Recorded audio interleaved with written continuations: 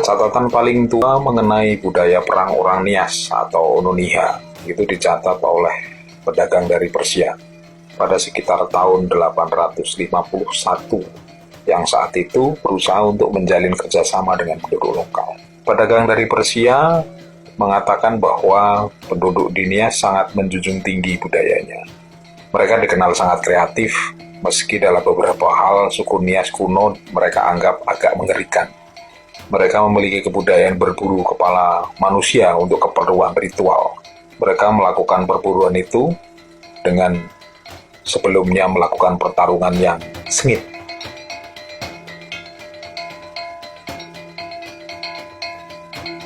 Dalam sejarah Oroniha, mereka memang memiliki jiwa petarung yang mengerikan. Pelatihan fisik dan mental yang kuat menciptakan karakter-karakter pejuang yang siap membela tanah leluhurnya. Sejarah mencatat Belanda harus melakukan 3 kali ekspedisi militer untuk menguasai Nias, yaitu pada tahun 1756, 1855, dan 1856. Masyarakat Nias memang pejuang yang hebat. Ketika ekspedisi militer yang dilancarkan Belanda tidak ada satupun yang berbuah manis. Pasukan Belanda akhirnya harus mengakui kekuatan para pejuang Nias yang saat itu dipimpin oleh raja dari Orahili. Maka pantaslah kalau orang-orang Belanda menjuluki Raja Orahili sebagai De Verditsver der Hollanders atau pengusir orang-orang Belanda. Setelah mereka melewati perlawanan yang sengit selama 171 tahun lamanya, barulah pada tahun 1912 Nias jatuh ke dalam kekuasaan Belanda. Ini benar-benar bangsa pejuang yang sangat mengagumkan. Tarian perang atau Voluaya.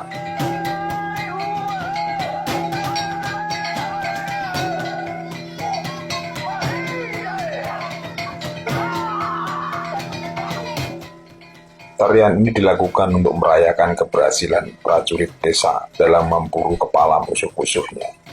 Saat ini, tarian adat seperti ini sering muncul menggambarkan perangan antar desa di Nias. Voluaya akan menggambarkan pemimpin desa yang berinisiatif mengumpulkan pemuda desa untuk dilatih berperang. Mereka dikumpulkan untuk melindungi desa dari serangan suku lain. Salah satu latihan fisik yang dilakukan adalah dengan cara melompati humbu batu atau tembok batu. Setelah konflik peperangan antar suku dan desa tidak ada lagi, gerakan lincah para pemuda saat melawan serangan lawan kemudian diterapkan sebagai tarian adat untuk menyambut para tamu terhormat.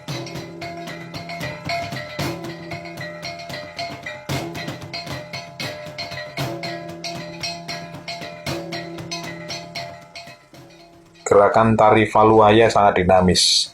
Hentakan kaki yang diiringi oleh musik dan gerakan mengayunkan tombak dan pedang menggambarkan semangat dari para pejuang dalam mempertahankan kampung mereka dari serangan musuh. Tidak hanya itu, suara yang dikeluarkan oleh para penari juga merupakan ekspresi ketangkasan dan kepahlawanan para ksatria.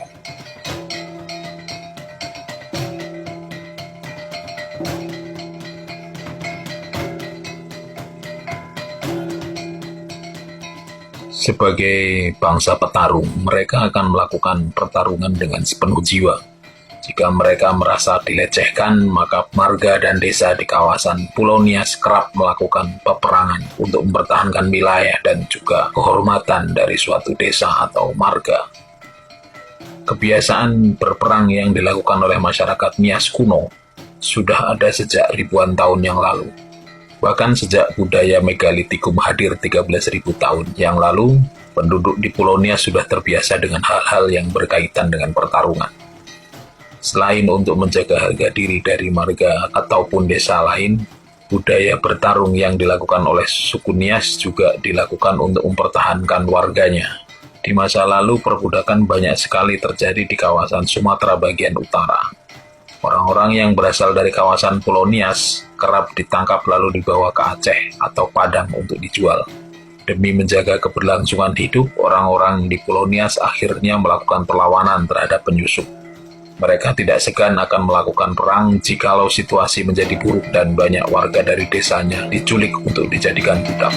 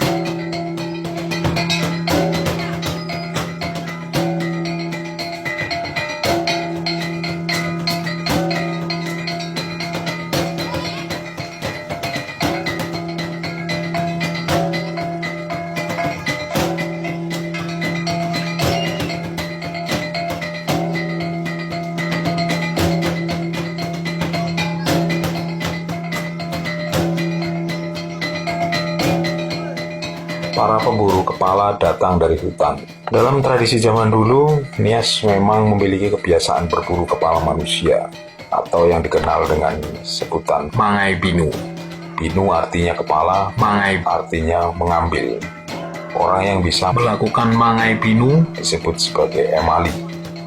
Semakin banyak kepala dipenggal, maka akan diberi gelar kehormatan sebagai manusia perkasa atau Awupuka.